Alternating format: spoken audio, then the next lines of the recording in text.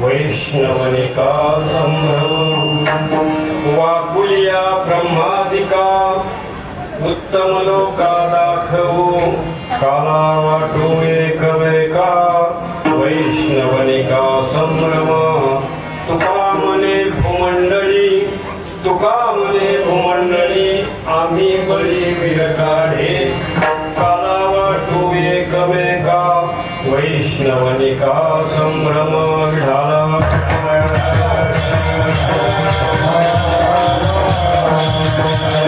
समचरण सरोजम सांगडी लावून जगणे गीतपाणि मण्डलं मण्डनानां तरुणतुलसीमाला कन्यरं कन्यनेत्रं सदयधवलहासं विठ्ठलं चिन्तयामि मधिवानि तुझे वर्णि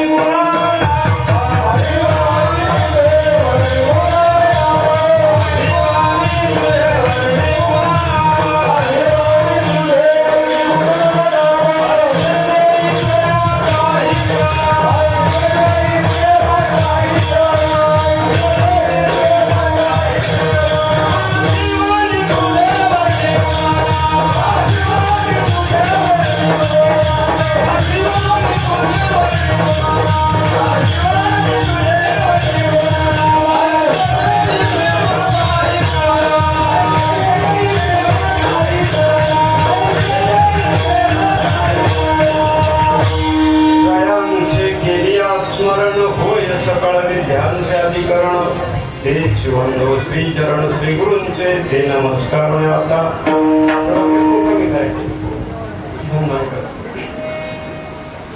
कंठी धरला कृष्णमणी अवघाजनी प्रकाश काला वाटू एकमेका वैष्णवनिका संभ्रम उपस्थित प्राप्त प्रसंगी प्रतिवर्षाप्रमाणे चालत आलेला हा अखंड हरिनाम सप्ताह 41 वर्ष.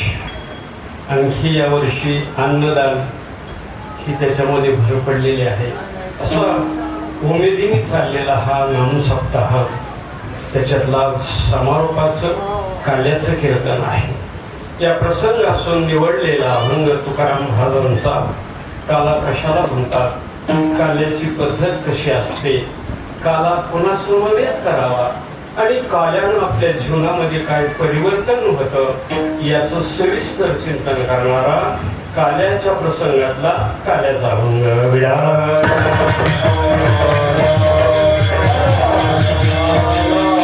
चिंतनाला सुरुवात करण्यापूर्वी एक परिहार देणं गरजेचं आहे. आमचे परमस्नेही धनु महाराज वारकरी संप्रदायाचे एक भूषण आहे. त्यांची असणारी ही संस्था पक्वाच्या गोड घरचंच आहे सगळं, असं गोड पक्वाचा जातो. आज भर पडली फुले महाराज आपल्याकडे हजर आहेत. तुमच्या परिसरातले सगळे गायक वादक मंडळी, आमचे पाहुणे देशी पाहुणे इथं आलं ना, स्पीकरवाला बी आमचाच, मुलगी माहेरला आल्यासारखं वाटायला सगळे आपलीच माणसं, ज्याच्याकडे बघत त्याकडे आपल्याकडे माणसे, असं आनंदानं वातावरण उत्कृष्ट प्रकारचं झालेलं आहे. आणि आज या निमित्तानं आजची आपली हे कीर्तन सेवा, याला काल्याचं कीर्तन म्हणतात किंवा प्रसादाचं कीर्तन म्हणतात. आजच्या कीर्तनाला प्रसादाचं कीर्तन म्हणतात. देवाच्या दारात काही कालावधीपर्यंत सेवा केल्यानंतर जे मिळतं त्याला प्रसाद म्हणतात. रोजचं वेगळं, आजचं वेगळं. एक कल्पना करा, तुमच्या हातात इथं जर तुम्ही साखर ठेवली मंदिरात, ते साखर नाही, तो प्रसाद. तुमच्या हातात कुणी जरी खोबऱ्याचा तुकडा ठेवला इथं, तर ते खोबरं नाही, ते काय वस्तूचा देवाशी संबंध आला की त्याच्यानंतर जे प्राप्त होतं त्याला काय म्हणतात, प्रसाद म्हणतात. आता तुम्ही कीर्तन ऐकलं नंतर जेवला तर त्याला काय म्हणतात, प्रसाद. सत्यनारायणाची पोथी ऐकावी आणि त्याच्यानंतर जे खाल्लं जातं त्याला काय म्हणतात, प्रसाद. नाही तर म्हणजे बिना पूर्ती ऐकता खाल्लं तर मग शिरा. प्रसाद तयार होण्याकरता देवाच्या दारात काही कालावधीपर्यंत सेवा करावी लागते. प्रसाद शब्दाचा शब्दशः असा आहे, प्रसादे मन सौमित्र. ज्यानं मन प्रसन्न होतं त्याचं नाव प्रसाद. जे ऐकलं की मनाला प्रसन्न मिळतं ते त्याचं नाव प्रसाद. ज्याला पाहिलं की मन प्रसन्न होतं त्याचं नाव प्रसाद. जे खाल्लं की मन प्रसन्न होतं त्याचं नाव प्रसाद. आणि मनाला प्रसन्नतेची फार गरज आहे. कार्यसिद्धी करता मनाच्या प्रसन्नतेची गरज आहे. मन करावे, कार्यसिद्धी करता मनाच्या प्रसन्नतेची गरज आहे आणि मनाच्या प्रसन्नते करता प्रसादाची गरज आहे. आपल्या भारतीय संप्रदायामध्ये प्रसादाचा एक पद्धत आहे प्रसादाची. हा प्रसाद कुठेच मिळत नाही, फक्त देवाच्या दारात आणि संतांच्या सहवासात. म्हणून आपल्या जीवनामध्ये आपल्याला प्रसादाची गरज आहे. आपण रोज म्हणतो पाहे प्रसादाची वाट, हे जे शेवटी ताट आहे ना, याच्यात मल वृक्ष पावरण असया द्वेष मच्छर अशा अनेक घाणेरड्या गोष्टी आहेत. आणि संतांकडून तत्वज्ञान घ्यायचं म्हटलं तर त्या आतल्या गोष्टी आधी धुवून टाकायला लागतात, शरीराला पवित्र करावं लागतं, आणि नंतर संतांकडून घेतलेलं जे ज्ञान आहे त्याचं नाव प्रसाद आहे. एक देव देतो आणि दुसरे संत देतात, दोघांकडूनच द्यावा. पहिला देव देतो, भानुदास किती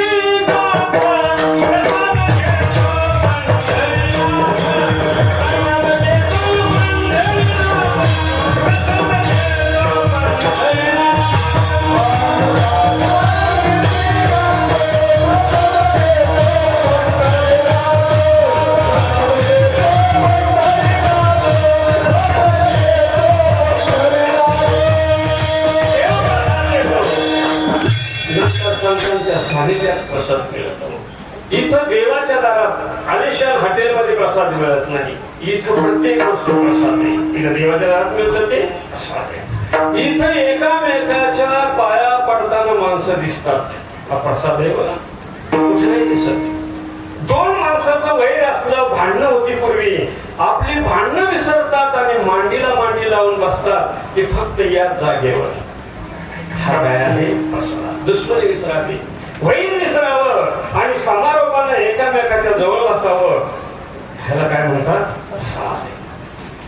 अन्नदान, एकामेकाला चहानं पाण्याने एकामेकाच्या तोंडाकडे न बघणारी माणसं पंक्ती घालून एकामेकाच्या घरी आनंदाने जेवतात. फक्त या स्टेजवर घडतं, याचं नाव प्रसाद आहे.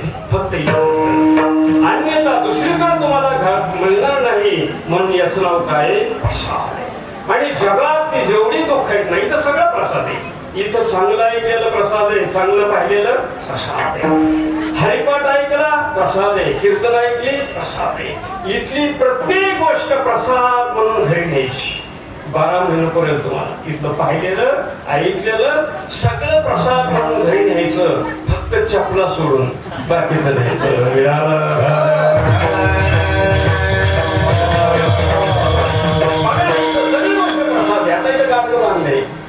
हे फोडणार आहे आपण. मी म्हणतो फोडायचं होतं तर बांधच कशाला. या गाडग्यामध्ये लाह्यात आणि लाह्यामध्ये दही टाकले. तुम्ही आम्ही सगळे विखुरलेला समाज म्हणजे लाह्यात लाह्या. ठीक आहे, याच्यात भक्तिप्रेमाचं दही टाकलं. दही काय करतं, दोन राह्याला समेत करतं, एकामेकाला सगळा समाज लाहायचं आणि त्याच्यामध्ये भक्तिप्रेम रूपी दही टाकली की मग एकामेकाच्या मनाची काय होती, सगळे संघटितपणा येतो. आणि मग गाडगं फोडलं जातं. गाडगं हे उपाधीचं आहे, हिमालयाचं आहे, हे चांभाराचं आहे, हे कुंभाराचं आहे. हे जातीभेदाचं गाडगं फोडलं जातं, मनामनाची जुळवण केली जाते आणि सगळे मिळून संघटित होतात. याचा प्रसाद आहे.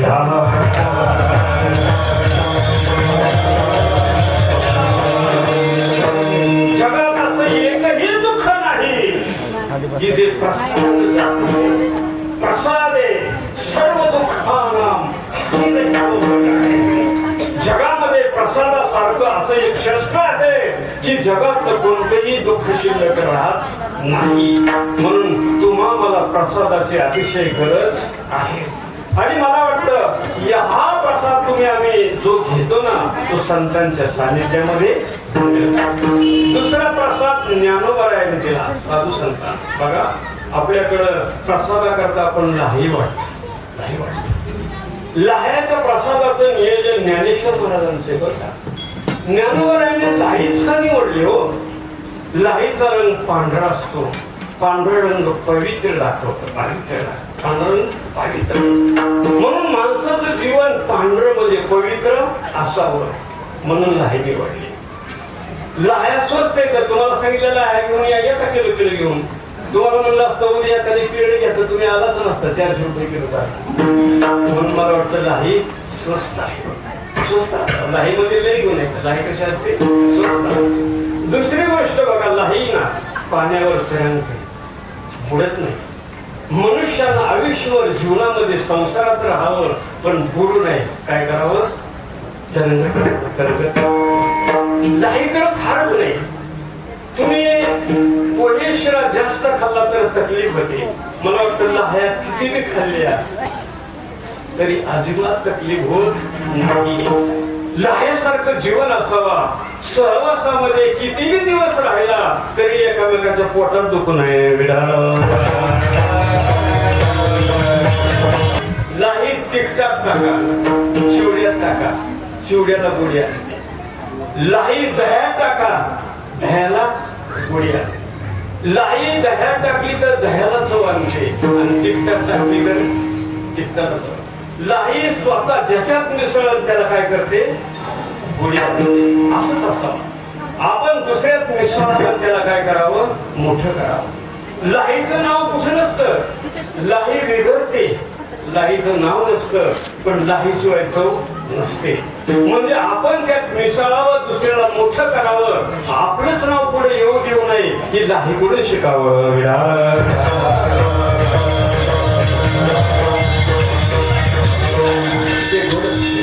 आणखी एक लाही जर शिरेचा प्रसाद असता तर खाली पडला तर माती लागते. त्या लाही चपळवर पडून द्या, कुठे बी पडून द्या, उछलली की पुरीच्या. आयुष्यभर माणसाला जीवनात राहावं पण डाग न लावून घेता कोरच्या कोर बाहेर निघावं. लाहीकडून शिकावं. सगळेच गुण लाहीच्याकडे. लाही काय करते, वाऱ्याच्या दिशेनं वाहते, वाऱ्याबरोबर वाहते, अशी उलटी वाहते नाही. म्हणजे कधी कधी समाजाकरता आपण लाही सारखं समाजाच्या प्रमाणे चालवलं. काही काही गोष्टी खऱ्या असतात पण त्या जर समाजाच्या विरोध असल्या तर ते करायच्या नसतात. यद्यपि शुद्धम लोक विरुद्धम नाकरणीयम नाचरणीयम. जरी खरं आहे तरी सुद्धा ते समाजामध्ये आपण करायचं की नाही, आग्रह करायचा. आम्हाला तमाशा पटत नाही पण इलाज नाही त्याचा. लोकांच्या मनाप्रमाणे चालावं लागतं. कधी कधी काही गोष्टीत ना लोकसंग्रहामावेती संपश्यन कर्तुमर्हसि. कधी कधी असे पहा, समाजाकरता आपल्याला सुद्धा समाजासारखं वागावं लागतं. ज्ञानोबारे फार सुंदर बोलते. ज्ञानोबारे फार ते म्हणतात, दोन नाटकामध्ये दोघं जण असतात ना, दोघं ते बहीण भाऊ असतात. त्यांच्यामध्ये पुरुष स्त्री भाव काहीच नसतो पण समाजा करता ते दाखवावं लागतं. ज्ञानोबारे म्हणतात, बहुरूपियाची राव राणी, बहुरूपियाची स्त्री पुरुष भाव नाही म्हणी, परी लोकसंग्रामणी तैशीची करणी. नाट्य करणाऱ्याच्या मनामध्ये आणि एकामेकाविषयी काहीच भाव नसतो. समाजाकरता तसं करावं लागतं.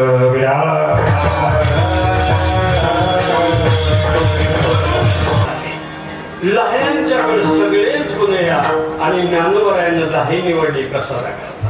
एकची काळी झाली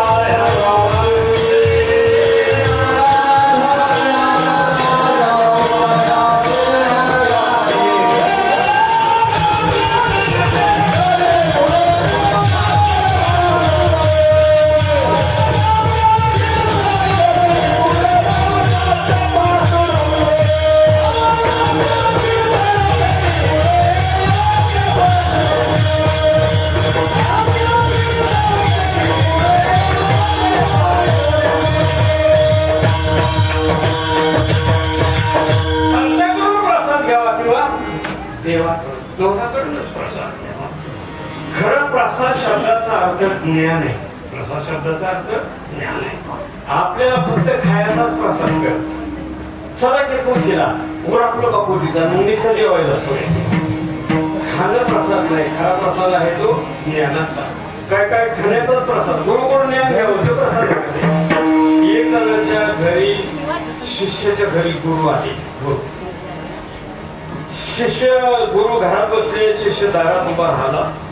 शिरा करावं, पोहे करावं गुरुला, पण पैसा नाही जवळ. काय करावं ते कळलं, बाहेर उभा राहिला होता. गुरुजी हात बसलेले, काय करावं. एवढ्यात बघितलं तर गुरूंच्या चपला दिसल्या, त्या चांदीच्या होत्या. त्या गुरुच्या चपला काकत घातल्या, सराफाकडे नेऊन मोडल्या आणि त्याचं पैसे आणलं, सुंदर शिरा बनवला. आणि गुरुजी म्हणले, शिष्या शिरा सुंदर बनवला. म्हणलं आपल्याच पायाचा प्रसाद आहे की आपला सोय प्रसाद. गुरुकडून घेतलेलं ज्ञान असतं ते प्रसाद असतो.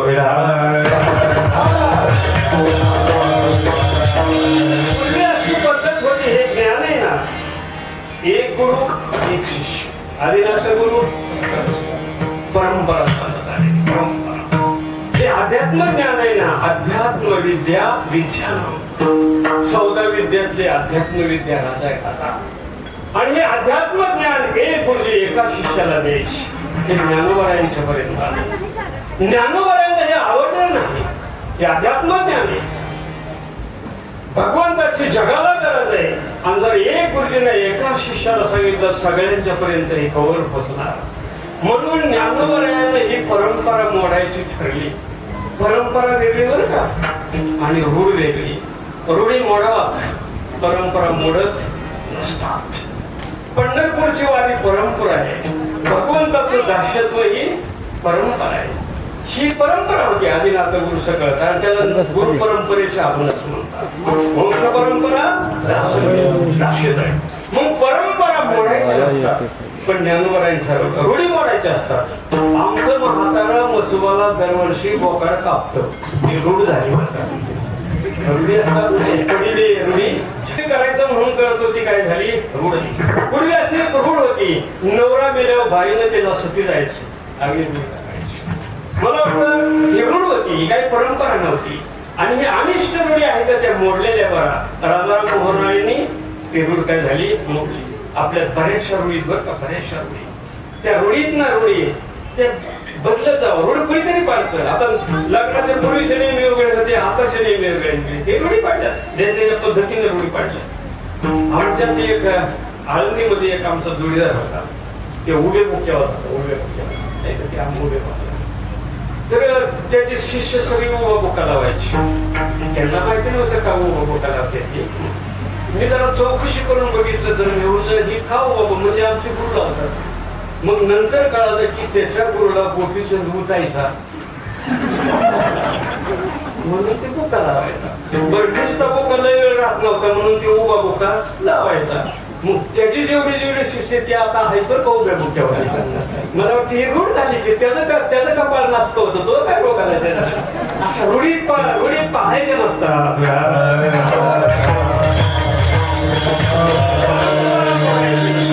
परंपरा मोडायची. जरी परंपरा काय वेळेस जरी आपल्या समाजाचं कल्याण होत असलं ना, तर परंपरा मोडावं लोकांच्या करता. तुम्हाला एक गमत सांग. रावणानं सीता पळवून नेली.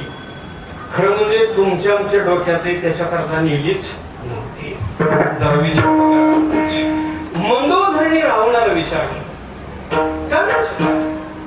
एवढे 80,000 बायका आणि माझ्या दाशा सीतापेक्षा किती सुंदर आहे. हा सुंदर होती मंदोदरी. मग एवढ्या सुंदर असताना तुम्ही सीता पाहली, आता नीट ऐका, खरं बोलला रावण म्हणला ही माझे सगळे राक्षस कोणी, सगळे राक्षस कोणी. पाहुणं रावण कोण येतं, राक्षस येतं. आणि मला सगळ्या राक्षसांचा आमच्या कुळाचा उद्धार करायचा आहे. पण आमचं कुळ असं आहे की ते देवाचं भजन करत नाही. राक्षस कुळ देवाचं भजन करत नाही. मग किमान देवाच्या हातानं मारल्यावर त्याला मुक्ती मिळते. असं आहे. कृष्ण कोकोनी छाया ते मारी तो पावे परब्रह्म साक्षात्कारी. देवाला मारलं तरी मुक्ती मिळते. मग हे भक्ती करत नाही का, मग देवाच्या हाताने याला मारलं तर काय होईल, मुक्ती मिळेल. पण तो तसा आमच्या सगळ्या कुळाला मारणार नाही. म्हणून मी अशी गोडी केली की त्याचीच बायको बोलणार. म्हणजे तो काय करेल, सकळ कुळ उद्धारता आणि मी खरं म्हणजे कृतत्रेता कितीही युगामध्ये रावण वाईट होता, सीता पळून गेली, हे सगळं अंगावर रावणाला येणारे माहिती होतं. आपली किंमत जाणार आहे, आपलं कोणी नाव घेणार नाही. कोण रावणाचं नाव घेतं? रावण सरकारी साखर कारखाना आहे कुठं? रावणाची पतसंस्था, युनिव्हर्सिटी, महिला सुद्धा बचत गटाला रावण बचत गट नाव द्यायला. त्याला माहिती होतं माझी किंमत जाईल, मला पुढे कुणी विचारायचं नाही, मला नावं ठेवतील लोक. पण जर सगळ्यांचा उद्धार होत असला तर मग एकटा बदनाम व्हायला. ज्ञानोबराने तसाच विचार केला, परंपरा मोडल्याचा माझ्या वापरात येईल, पण जर जगाचंच कल्याण होत असलं तर का मोडावे नाही. एकट्या रावणाने सगळं आपल्यावर घेतले. कुणी बी रावणाला उपदेश करते, कोणाचं बी जेवण असलं की कुणी उभा राहतो, अरे रावणा राज्य गंभीर केली सीते सारखं बाई बाबू. रावण कुठे, तू कुठे लागला रावणाला नाव. त्यांनी सीतेसारखं करत नेलं, तू चपल्या उचलतो लोकांना. एवढ्या सामान्य लोकांना सुद्धा नाव ठेवा, पण तो अपराध घेतला कशासाठी? ज्ञानोबा म्हणतात, हे ज्ञान जर जगापर्यंत पोचत असेल तर मग माझ्या वापरात येईल परंपरा. पण म्हणून लोकले प्रगट आणि ज्ञानोबा म्हणतात, मग हे अध्यात्म ज्ञान कीर्तनाच्या माध्यमातून काय करायचं ठरवलं. आणि कीर्तनाच्या माध्यमातून अध्यात्म ज्ञान, कीर्तन म्हणजे ज्ञान भक्तीचा काय संयोग आहे. पण ज्ञानोबा म्हणतात, हे जरी मला मिळालेला प्रसाद आहे ना ज्ञानाचा, हे माझ्या गुरुकडून मिळाला. गहनी हे सांगायचे, गहनी प्रसाद. म्हणून ज्ञानरूपी हा प्रसाद आहे. विधान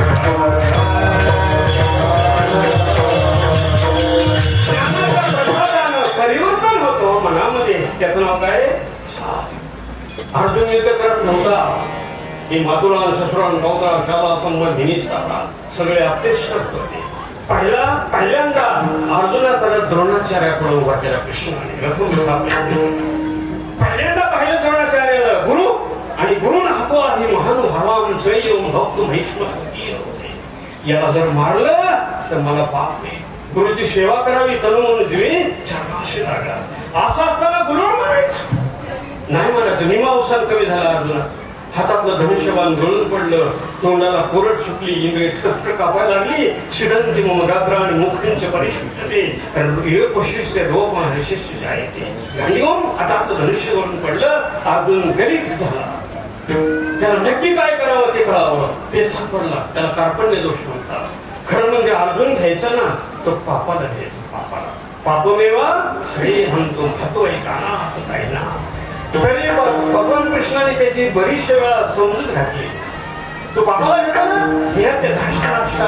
प्रतिषेधा पापमेवा. पाप लागला मला, भगवान म्हणतात पापासाठी घेत असलं ना, मग त्या पापाची जबाबदारी मी. अहम तो सर्व पापेभ्यम मोक्षयिष्यामि मा शुच्य. सर्व भ्रमण करील, जे सगळं टाकून आणि मला शरणीय, कारण पाप पुण्य माझ्या हातात आहे. तुला मी पाप पुण्य लागू देणार नाही. आता काय हक्क नाही युद्ध करायला. तरी युद्ध करत नव्हता. अर्जुन का युद्ध करत नव्हता त्याची दोन कारण सांगतो. ज्ञानोबरायला कळत, कृष्णाला कळत नाही. खरं अर्जुन ओळखलं ना तर ज्ञानेश्वर महाराज. ज्ञानेश्वर महाराजांना माहिती होतं की हा युद्ध का. आता पापाची जबाबदारी घेतल्यावर काय हरकत आहे. पण अर्जुनाचा असा विचार होता, दोष असतो बरं का, कुलक्षये कृतम दोषम मित्र दोघच पातका. दोघाशिवाय आपल्या कुलाचा जर दोष करणं सगळ्यात मोठं वाईट, आणि मित्राबरोबर दोष करणं वाईट. मग मला आपल्या कुलाला मारावं लागतं, हे माझे इथं सगळे. मग याला मारलं तर मला दोष होईल. आणि अर्जुन खरा घ्यायचा ना, तर दोष माणसाकडे झाला की देव आपल्यापासून लांब जातो. अर्जुनाला खरी भीती ती होती. पापाला बी भीती नव्हता. वध करोनी गोत्रधांसा. बघा काय सुंदर शब्द ज्ञानोबा आहे. वध करोनी गोत्रधांसा, वसोटा होईल दोषांचा, जोडीला बहुधा दिवसांचा दोरी दोष. ह्याची भीती होती. एवढं सायन्स करून देवा तुला मी जोडलंय, आणि जर माझ्याकडून दोष झाला तर पापाचं जाऊ दे, देवाशी अंतर पडल. ही सगळ्यात मोठं घात आहे. याला भेटता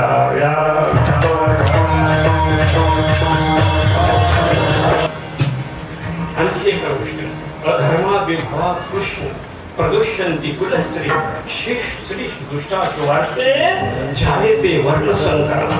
अजून विचार केला, मी जर कौरवाला मारलं तर त्यांच्या बायका विधवा होतील आणि ते वर्णसंकर करतील. वर्णसंकर आणि वर्णसंकर केल्यानंतर त्याच्यापासून झालेली संतती ना, त्या संततीला पिंडदान करण्याचा अधिकार नसतो. त्याला संकर म्हणतात. संकर कशाला म्हणतात? विरुद्ध बीज एका ठिकाणी आल्यापासून त्याच्यापासून जी उत्पत्ती होती त्याला काय म्हणतात? संकर म्हणतात. संकर. जर दुसरे अन्न माणसापासून कोणी झाला तर मग काय होईल? संकर. आणि असं संकरित पोराला बापाचं पिंडदान करता येत नाही. म्हणून आपण जातीमध्ये का विवाह करतो? विजातीय विवाह करल्यानंतर त्याच्यापासून संकरित मुलगा होतो, तो पिंडदान करू शकत नाही. आणि जर त्याने जर पिंडदान केलं नाही तर पितरांचा उद्धारच होत नाही. असे पितरांचा उद्धार कधी होतो? पिंडदान केल्यानंतर. आणि मग यांनी जर संकर केला म्हणून संकरित आहे ना, गाय संकरित, जर्सी गाय संकरित आहे, ती शुद्ध बीजाची नाही म्हणून लोक तिला दूध देत नाही. मग हा वर्णसंकर झाला आणि हे संकर झाला आणि मग ह्या पोराला पितृपिंड करता येत नाही आणि पितर तशीच नरकामध्ये कायम राहतात आणि ती पितृपिंडाची प्रक्रिया बंद पडत. याला भीत होतात.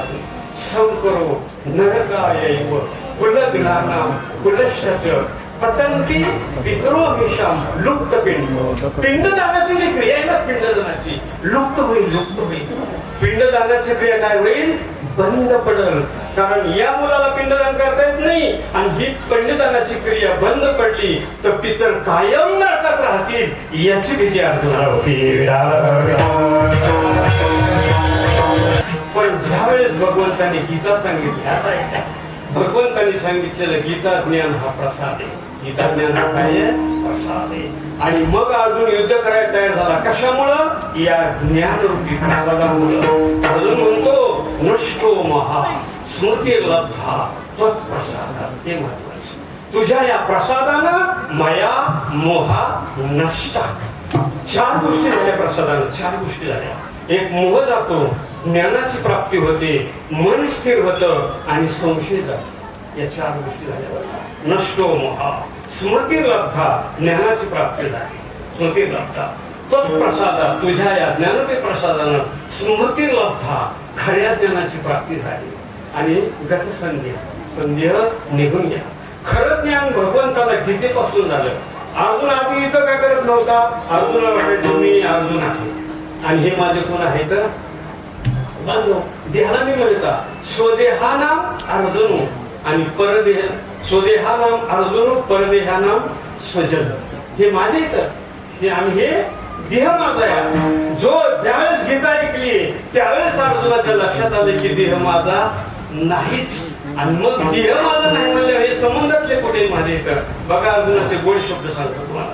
फार ज्ञानवराने गोड बोलले. अर्जुन म्हणतो गुंतलो होतो अर्जुन गुणी. आतापर्यंत अर्जुन म्हणून मी देहाला समजतो.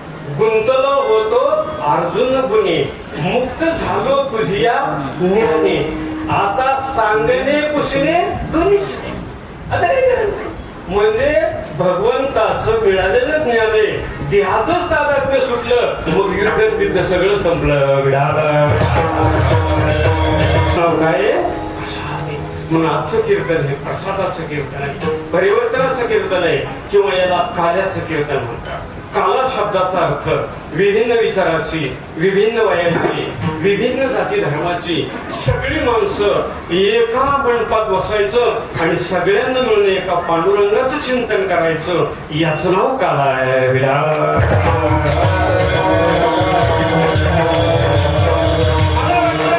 एवढं सोपं नाही काही.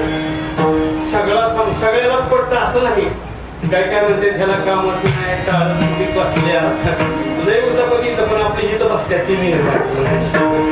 सगळ्यांचे विचार विभिन्न येतं पण एक. कारण मिश्रण होतं ना. मिश्रण काला म्हणजे मैत्री मिश्रण. हे कुठं होतं? समविचारात होतं. वेस्टेश सत्यम असं समजलं. म्हणजे 2 सापेक्ष वस्तू असल्या की मग त्याच्यामध्ये काला होतो. पण विभिन्न विचाराच्या माणसामध्ये काला होत नाही. जरा सायन्स कळतं का? सायन्स सायन्स घन पदार्थ आणि द्रव पदार्थाचं मिश्रण होत नाही, म्हणजे दगड आणि पाणी मिसळत नाही. दोन्हीचे गुण घन पदार्थ आणि द्रव पदार्थ मिसळत नाही. हा ते वेगळे. इथं घन पदार्थ आणि द्रव पदार्थ दोन्ही नाही. बघा, दगड आणि पाणी मिसळत नाही. दगड कुणाला म्हणायचं? अज्ञानी माणसाला. तुका म्हणे आयची बुद्धी ज्याची सड, त्याला दगड म्हणायचं. आणि पाण्याला ज्ञान म्हणतात. जलशे पतला ज्ञान, म्हणजे पाणी आणि दगड मिसळत नाही, म्हणजे ज्ञानी ना अज्ञानी मिसळत नाही. मला वाटते इथं ज्ञानी बी आहेत, अज्ञानी बी आहेत, गाथा पाठवाले बी आहेत आणि हरिपाठ सपाटवाले बी आहेत. पण मला वाटतं दोघांना सारखंच नाही आहे का नाही. इथं व्यासपीठ चालवण्यासारखं मामा बी आहेत आणि ज्याला ज्ञानेश्वरी माहिती नाही ते बी आहेत, पण दोघांना बी सारखं पुण्य. याचं नाव काय आहे?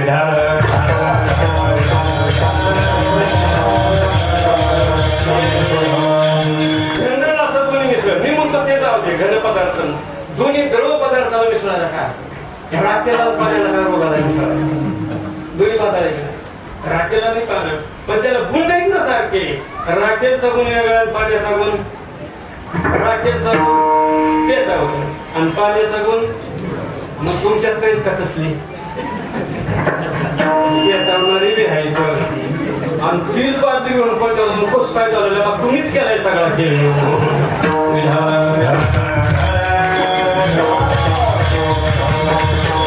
याचं नाव काय?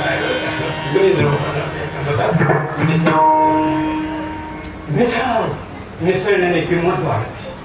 गटारीतलं पाणी, आपलं फाट्यातलं पाणी जर किटलीत टाकलं दुधाच्या तर 60 रुपयाने इकते म्हणल्यावर काय हरकत आहे मिसळायला?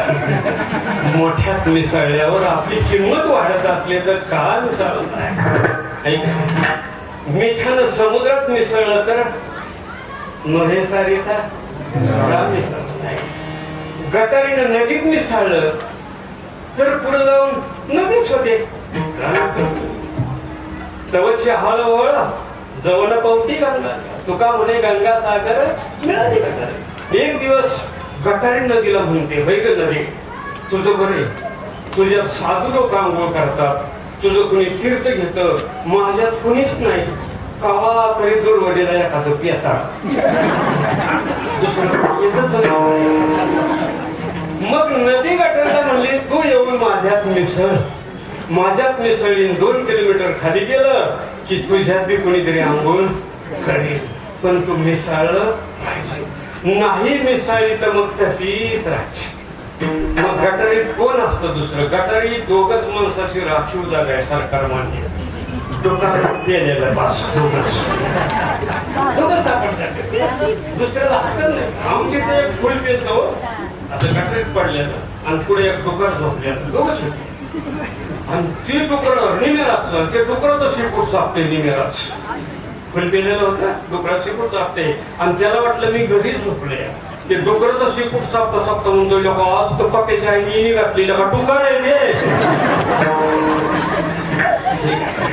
मग तिला हे नसलं राहायचं तर नदीत मिसळ. अरे गंगा म्हणून तुझा स्वीकार करते.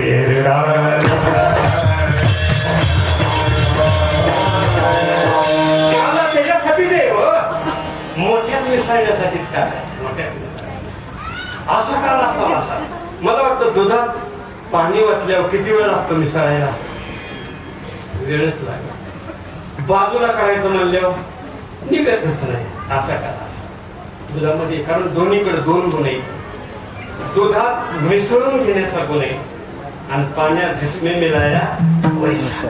दोन्ही गुण माणसाकडे असावं. दुसऱ्याची मिसळता यावं आणि दुसऱ्याला आपल्यात मिसळून घेता यावं. काय काय माणसं मिसळत नाही तर एकल कुंडी असते आणि तपला तीच विचार करतात आणि बहुता असतेच आत्महत्या करतात. बिंदू करतात. माणसात मिसळावं, आपलं बी दुःख ते जातं, त्याचं दुःख म्हणजे म्हणून मिसळावं. इतकं दूध पाण्यात मिसळलंय.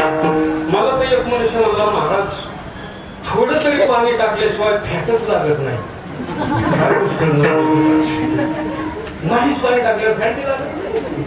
इतकं पाला जमलंय, इतकं जमलंय. मला तुम्हाला एक गंमत सांगतो. पाण्यात दुधात पाणी वाटायचं आणि तापाय ठेवायचं. असे 4 फॅरेनहाइट उष्णतामान वाढलं की पाण्याची वाफ होते आणि 4 फॅरेनहाइटच्या खाली तापमान आलं की पाण्याचा बर्फ होतो. तर 4 फॅरेनहाइट तापमान असतं. खाली आलं की बर्फ होतं आणि 4 फॅरेनहाइटच्या पुढे गेलं की वाफ होतं. मग दुधात पाणी वाटलं आणि त्याला खालून जाळा लावला, 4 फॅरेनहाइट उष्णता झाली की पाण्यात पाणी दुधात वतलेल्याची काय होते, वाफ होते आणि ती वर जाते. आणि मग वाफ पाणी वर गेलं की दुधालाही आपल्याला करमत नाही. ती असं पातेल्याच्या वर जोडी करणार म्हणल्यावर काय मजा येणार, कशी आणि मग थोडस वाटीवर पाणी वरतं ना, ते म्हणतं हा आता जमलं. सगळं चांगलं कार्य, स्वतः चांगलं कार्य ज्ञानेश्वरी पारायण या. मग चांगल्या कार्यामध्ये फक्त काय करावा, मिसळा. नाही तर मग खजिनदारच कोण, पैसेच कोण गोळा करतो, हारच त्याला घालतं माणसं नाही. त्यालाच कसा हार घालायला होते, आता आम्ही काय माणसं नाही का, आम्ही काय अशा मुसाफती करायच्या नाही. चांगलं कार्य आहे त्याच्यामध्ये सक्रिय काय व्हायचं, सहभागी व्हायचं. आणि नाही सहभागी झाल्यावर माहिती काय होतं, तो कामाने सत्य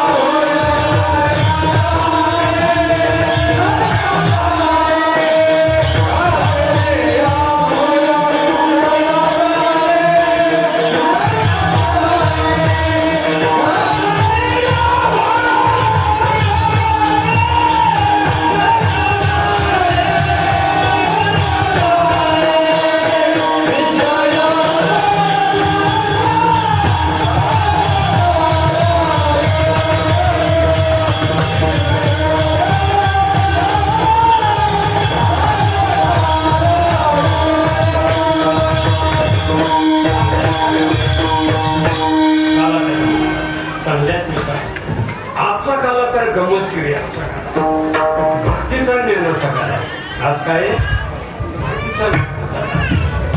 नुसती भक्ती महत्वाची नाही आणि नुसतं ज्ञान बी महत्वाचं नाही. जर भक्ती करताना त्याचं ज्ञान नसलं तर भक्ती फुकट जाते.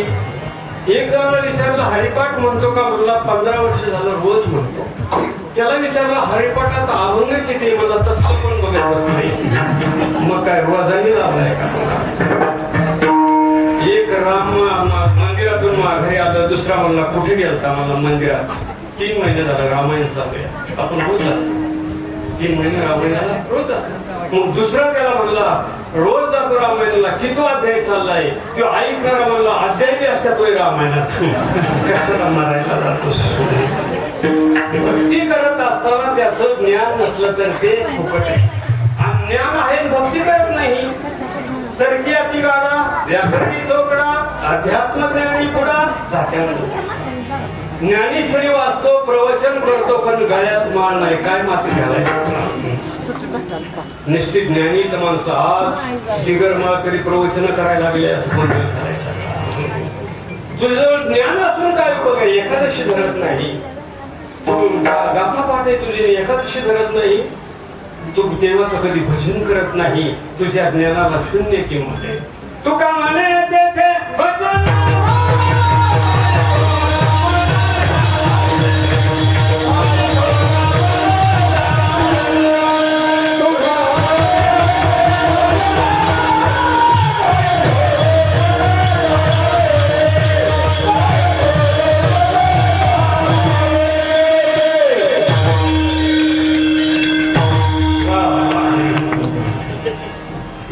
प्रमाणे काय आपल्या ज्ञानाला काय मातीत घालतात. नुसतं ज्ञान महत्वाचं नाही आणि नुसती. मग आजच्या अभंगामध्ये तुकाराम महाराजांनी ज्ञानाची सांगत. भक्ती म्हणजे ज्ञान, भक्ती म्हणजे नाम, भक्ती म्हणजे काय?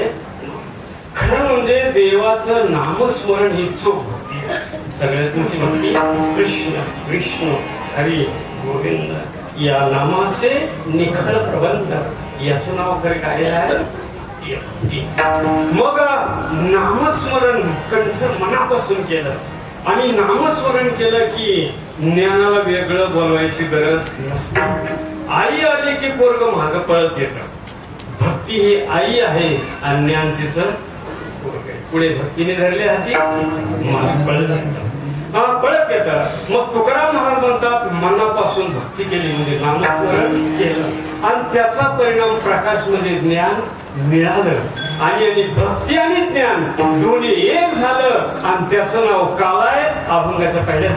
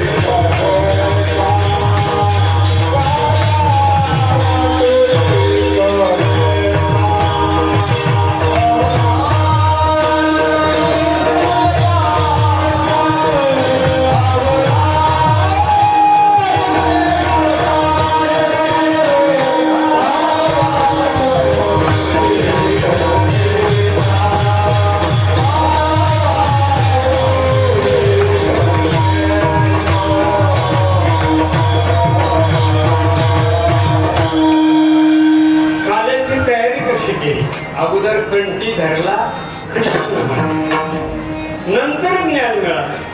इथं कंठी शब्द आहे आणि कृष्णमणी शब्दाचा शब्दशास्त्र काळामणी काळा.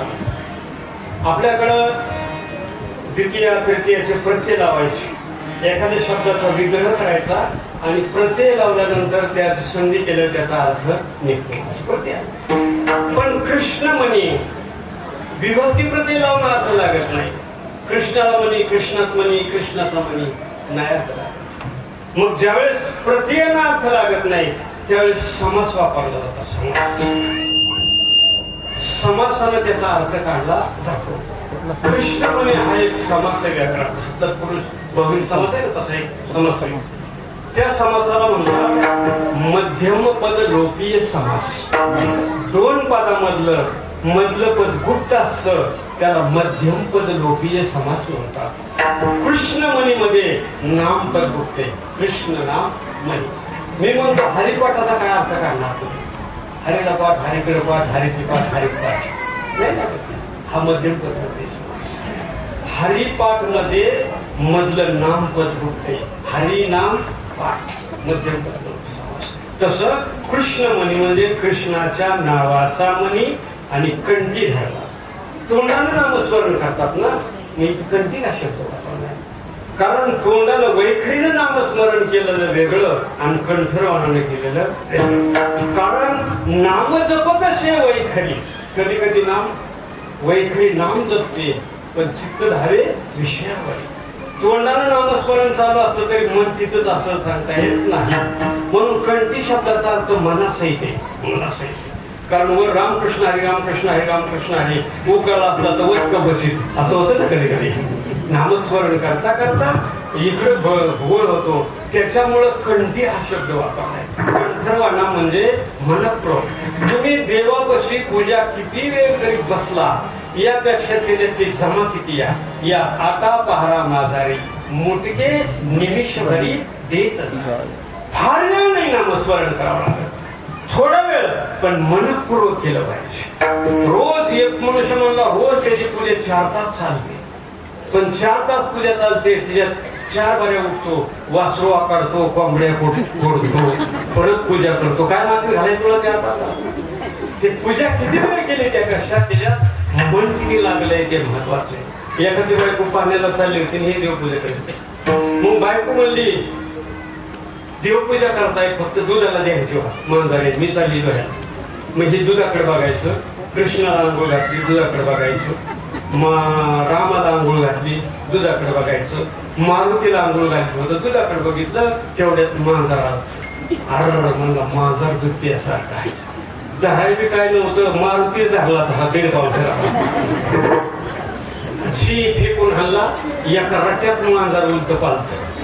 आणि मारुती म्हणलं दुधाच्या पातेल्यात, मारुती मला समुद्राहून उडी मारली तवा बुडालो नाही, त्याच्या दुधाच्या पातेल्यात रट्टाळ्या कसा काय खातोय.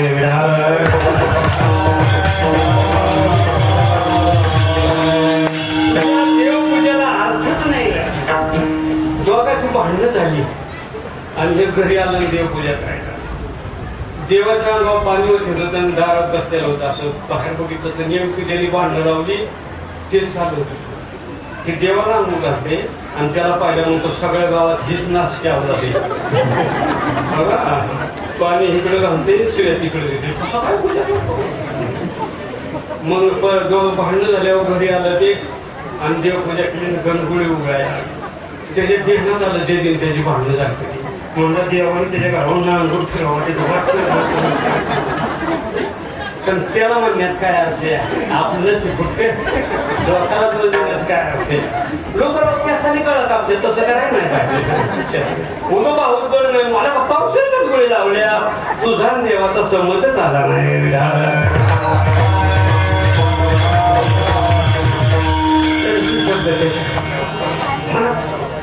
शब्दानं वाचन असं जर नामस्मरण केलं तर मग ज्ञानाची प्राप्ती.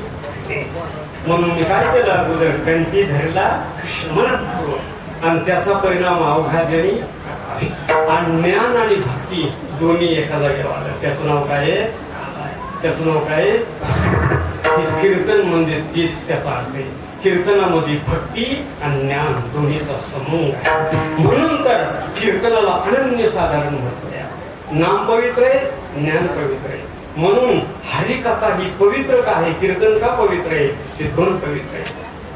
लोक म्हणतात अमृत इंद्रात नेलं, अरे इथं अमृत सापडतं कथेत. आपल्याकडे नाम अमृत असतं आणि ज्ञान अमृत आहे, नामामृत.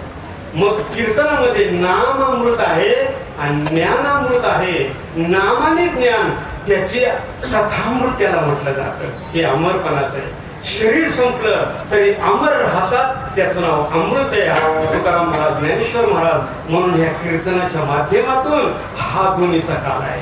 आणि मग कीर्तनाच्या माध्यमातून भक्ती आणि ज्ञान काय केलं जातं, वाटलं जातं. हा काल आहे खरा, हा काल आहे. त्याचा वाटतो तो काला नाही, ज्ञानाचा आणि भक्तीचा तो काला आहे. आणि हा ज्ञानाचा आणि भक्तीचा काला सर्वांना गरजेचा आहे.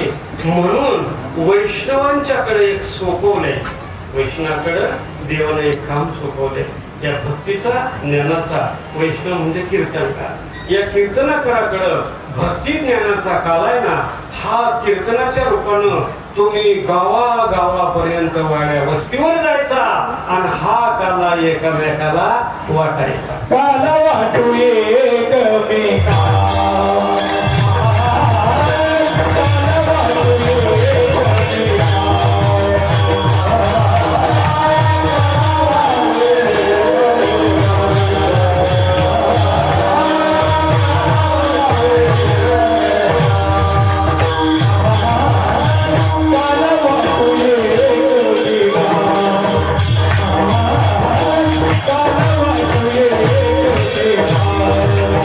Oh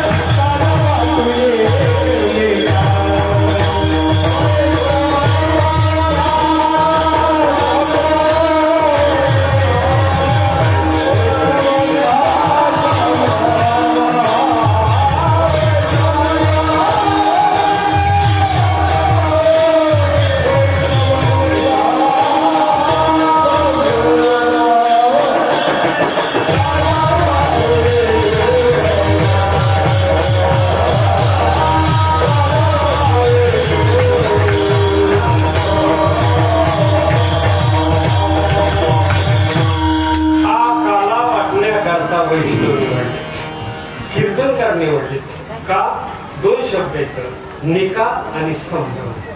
वैष्णव हा काला वाटत असताना निका थोडे परी निका म्हणजे शुद्ध. वैष्णव जो काला देतात ना भक्तीचा तो कसला देतात? शुद्ध निका. आणि संभ्रम शब्दाचा अर्थ उल्हास. कीर्तनकार उल्हासानं तुमच्यापर्यंत हा काला वाटतो. बघा वैष्णवाकडेच का काला दिला गेला? तुमच्या गावात एखादी योजना आली सरकार तर तुम्ही दुसऱ्या गावाला देत नाही, तुमच्याच गावाला वापरा. कीर्तनकार कुठल्याही जिल्ह्यातला आला आणि कोणत्याही जिल्ह्यात गेला तर त्याच्या जवळचं ज्ञान तुम्हाला सगळं देतो. कीर्तनकाराला आपला पारखा भाव नाही म्हणून त्याच्याकडे. दुसरी गोष्ट कीर्तनकारालाच काला वाटायला का आला? तुम्हाला जर संघातलं बी आणायचं ठरलं तर संघात जावं लागतं, तिथून बी आणावं लागतं. मला वाटतं कीर्तन ऐकायला कीर्तनकाराच्या घरी जाता का? ते आपल्या घरी म्हणजे इथं येऊन काला देतो म्हणून वैष्णवाकडे. आणखी तुम्ही आम्ही राखेल आणायला गेला राखेल तर ती राखेल वाटणाराचं खुर्ची बसून वाटत आहे का? आणि घेणारी डबी घेऊन उभं राहिलेली असतात आणि हे बसून वाटतं. तिथं काय मिळतं? राखेल. आता इथं बघा कसं आहे, देणारं उभं राहिले येणारी आणि इथं अध्यात्म ज्ञान मिळतं. राखेल घेऊन काय पेटावता नाही एकामेकांना. इथं अध्यात्म ज्ञान मिळतं पण घेणारी असलं आणि देणार उभं राहते. बरं देणार कधी झोपलं नाही. कीर्तनकार 200 किलोमीटरहून आला आणि उभं राहून झोपलेला बघितलं का? म्हणजे वाटणार झोपत नाही, बसलेली सत्कार. महाराजांना काय महाराज रात्रीलाही ताटल्यात सकाळी कसं पाठवून राखतात. मग रात्रीच न्यायची ती सकाळपर्यंत कशाला ठेवल्या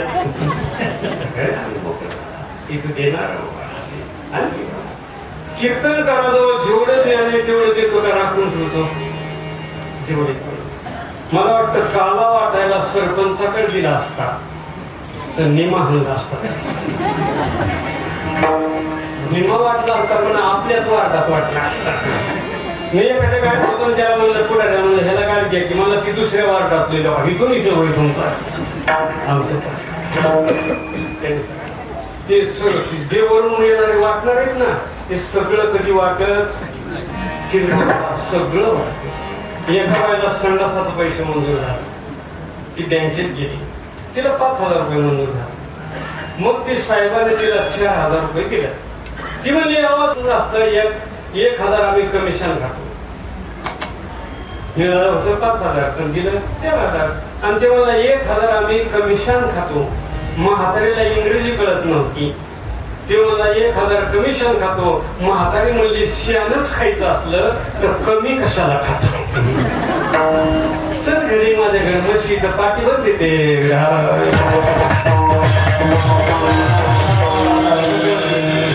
म्हणून वैष्णव. बरं मी म्हणतो कीर्तनकारा ज्ञान देते तुम्ही बसल्यात त्याला उड्या मार नाचायची काय गरज आहे का? त्याला वेगळा फरक.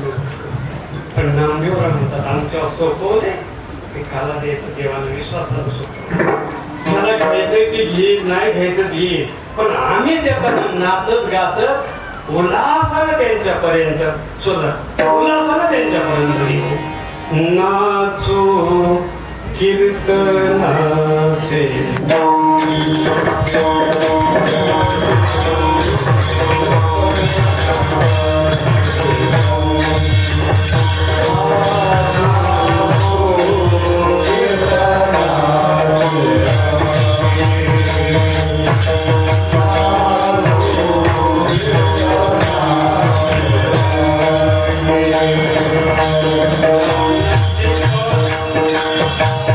नामदेव म्हणतात देवाला आमच्या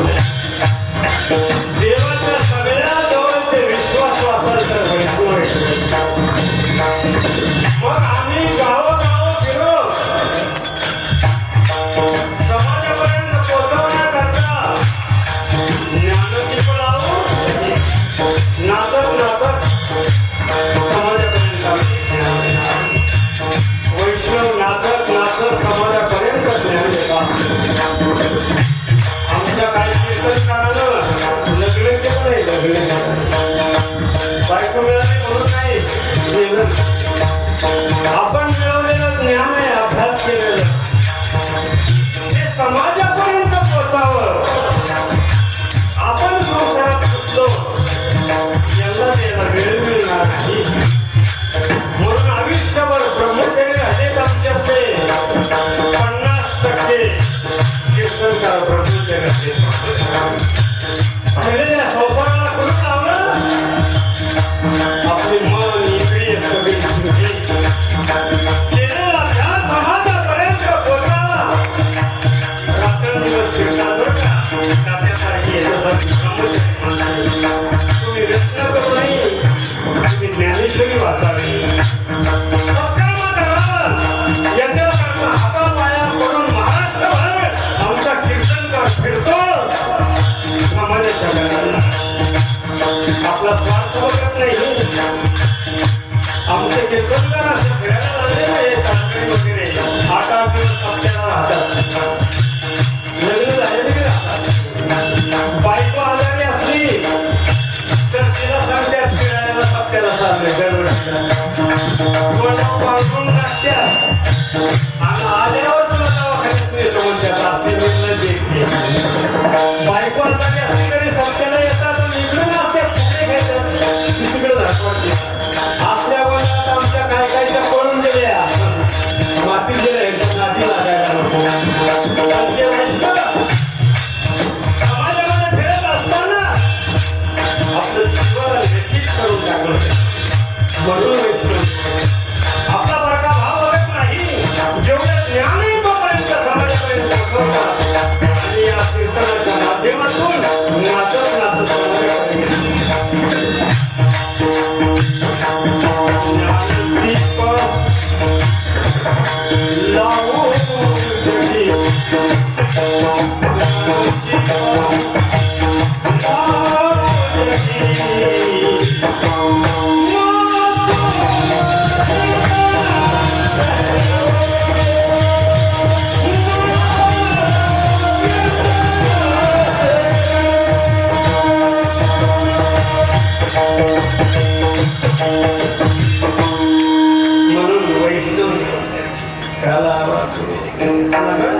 वैष्णव संभ्रम विढवता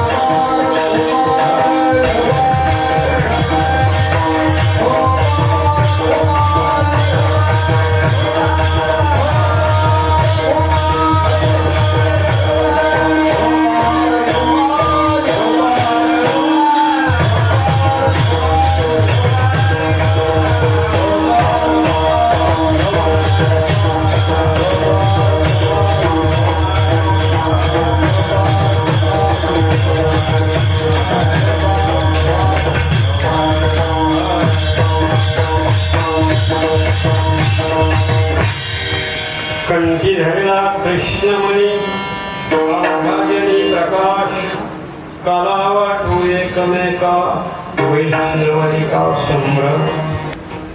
दोघांचं चरित्र असतं, एक संत आणि देव, फक्त दोघांचं चरित्र असतं. आपलं चरित्र नसतं, आपलं विचित्र असतं, नाही सांगितलं. चरित्र शब्दाचा अर्थ चरितम योग्य हा 6 चरित्र. ते चरित्रामध्ये 4 गोष्टी असतात. ते आचरणीय असावं, उच्चरणीय असावं, आदरणीय असावं आणि अनुकरणीय असावं. ज्याच्यामध्ये 4 गोष्टी असतात त्याला चरित्र म्हणतात. आचरणीय, उच्चरणीय, आदरणीय आणि अनुकरणीय असं चरित्र असतं. आणि चरित्र माणसाची फार मोठी संपत्ती. आतापर्यंत चारित्र्य संपन्न माणसं आहेत ना, हजारो वर्षाला गोरोबा काका सावता महाराज यांची मंदिरे 1000 वर्ष. चारित्र्य संपन्न वाल्या माणसाची मंदिरे येतात. चारित्र्य हा आपला स्थायी भाव आहे. जगामध्ये सगळं काही मिळतं हो, पण चारित्र्य परत मिळत नाही. पुनर्देहा पुनर्मित्र मेचा सर्व पुनर्लभ्य. सगळं सगळं सगळं परत मिळतं, पण चारित्र्य परत मिळत नाही. एकदा गेले की मनुष्य जीव होतो. एक विवेकानंदाचं वाक्य सांगतो, विवेकानंदाचं, health is gone, nothing is gone, wealth is gone, something is not gone, but character is gone, everything is. शरीर गेलं, फार गेलं नाही, परत मिळतं. संपत्ती गेली, परत मिळते, पण कॅरेक्टर इज गॉन. एकदा चारित्र्य गेलं ना, ते परत कधी मिळत नाही. म्हणून चारित्र्य संपन्न माणसं जगामध्ये विख्यात आहे, विख्यात. संत, देव, चारित्र्य त्यात फरक आहे. काहींचं चारित्र्य मेल्यावर सुरू होतं, काहींचं चरित्र म्हातारपणी सुरू होतं, काहींचं चरित्र तरुणपणात सुरू होतं, काहींचं चरित्र बालपणात सुरू होतं, आणि काहीला चरित्रच नसतं. काहींचं चरित्र मेल्यावर सुरू झाले. गजानन बाबा, शिर्डी के साईबाबा जिवंत तर माहिती नव्हती तुम्हाला, आता मी निघाले. म्हणजे काहींचं चरित्र मेल्यावर सुरू होतं, काहींचं चरित्र म्हातारपणी आजमेळ आयुष्यभर पाप केली. उतार वयात नारद मुनींची भेट झाली आणि पुराणामध्ये यादीत नाव आलं. काहींचं चरित्र म्हातारपणी सुरू, काहींचं चरित्र तरुणपणात अर्ध्या वयात वाल्यापुढे. अर्ध्या आयुष्यापर्यंत चोऱ्या मारमाऱ्या केल्या. नारद मुनी भेटले आणि नारद मुनीच्या आशीर्वादाने प्रभू रामचंद्राचं नामस्मरण जन्म वाल्यापुढीचा पाणी कृषी झाला. अर्ध्या वयाच्या काहींचं चरित्र तरुणपणात सुरू झालं. अगदी तरुणपणात चारित्र्य करणारा पहिला पाठ्य आहे ज्ञानेश्वर महाराज. वयाच्या 16 वर्षी ज्ञानेश्वर महाराज. ती ज्ञानेश्वरी वयाच्या 16 वर्षे लिहिली, पण आज 700 वर्ष झाली तरी अजून ज्ञानेश्वरी जशीच्या तशी. ज्ञानोबा आहे 700 वर्षापूर्वी म्हणले होते, आता विश्वात्मके. आज 700 वर्षाने विकते. सर्व आपल्याकडे 3 काळ असतात, पास्ट, फ्युचर आणि प्रेझेंट. म्हणजे वर्तमान काळ, भूतकाळ आणि भविष्यकाळ. तसा एक वर्तमान काळामध्ये आणखी 3 प्रकार आहेत. वर्तमान काळ एक अपूर्ण वर्तमान काळ आहे, एक सिंपल पिरियड साधा वर्तमान काळ आहे, आणि एक पूर्ण वर्तमान काळ आहे. वर्तमान काळ आत्ताचा थोड्या वेळाने भूतकाळात जातो. तुम्हाला थोड्या वेळाने कोणी जरी फोन केला, तुम्हाला विचारलं मगाशी फोन केला, मगाशी कीर्तनात होतो, म्हणजे वर्तमान काळामध्ये आयुष्य नसतं, पण तो लगेच भूतकाळात होतो. पण मला वाटतं ज्ञानोबा यांचा आता हा शब्द वर्तमान काळात आहे. 700 वर्ष आता विश्वात्मक. ज्यावेळेस ज्ञानेश्वरी लिहिली, ज्ञानेश्वरी ज्ञानोबा यांनी लिहिली ती 1290 साली. त्यावेळेस आता विश्वात्मके देव. 100 वर्षांनी आता विश्वात्मके देव. 200 वर्षांना आज 700 वर्ष झाली तरी बी आता विश्वात्मके देव. हा अपूर्ण वर्तमान काळ आहे, तो कधी पूर्णच होत नाही. म्हणजे संतांचं वाङ्मय असं आहे की 700 वर्ष हो, 800 वर्ष हो, 16 वर्षात लिहिलेली ज्ञानेश्वरी हजारो कल्पांत वर्षापर्यंत ताजीच्या ताजी.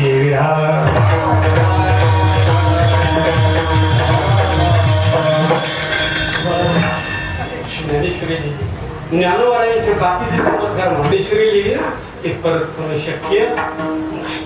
एकदाच उलट आमचे मारुती बापुरेकर म्हणायचे, ज्ञानेश्वर महाराज परत जन्माला आले आणि ज्ञानोबायांनी ठरवलं तशीच ज्ञानेश्वरी लिहायची तरी बी जमायचं. त्यांनीच लिहिली, पण तशी बी लिहिल्याशिवाय. कारण आयुष्यामध्ये एखादी गोष्ट घडते ना, आयुष्यामध्ये ते आयुष्याला असतो, त्यावेळेस जे घडतं ते परत कधी घडत त्यावेळेस. असं 16 वर्ष शंकराचार्याचे चरित्र तरुणपणा 16 वर्ष. षोडश कुटुंब भाष्य वयाच्या 16 वर्षी शंकराचार्याने वेदाची खंडना केली. 16 वर्ष. रामाचं चरित्र 16 वर्ष सुरू झाले. 16 वर्ष. अधो राम तपोवन ते हनुमान हातवापला वैदेही हरणम जटाभिमानम सुग्रीव संभाषणम वाली निर्धारम समुद्रतरणम एतद् रामायण 16 वर्ष. ज्ञानवाराचं तीर्थ 16 वर्ष, रामाचं तीर्थ 16 वर्ष, शंकराचार्याचं. छत्रपती शिवाजी महाराजांनी तोरणा किल्ला जिंकला आणि हिंदवी साम्राज्याची शपथ घेतली त्यावेळेस शिवबाचं वय 16 वर्ष. वैष्णविका हे 41 वर्ष अतिशय उत्साहात चालले बरं का. अशा सुंदर प्रकारचे गायक वादक म्हणजे असं सुंदर प्रकारचं नियोजन होईल. झालेली सेवा करतो. आपल्याकडून अशीच उत्तर सेवा घडावी ईश्वरचरणी प्रार्थना करतो. विठ्ठल जय जय.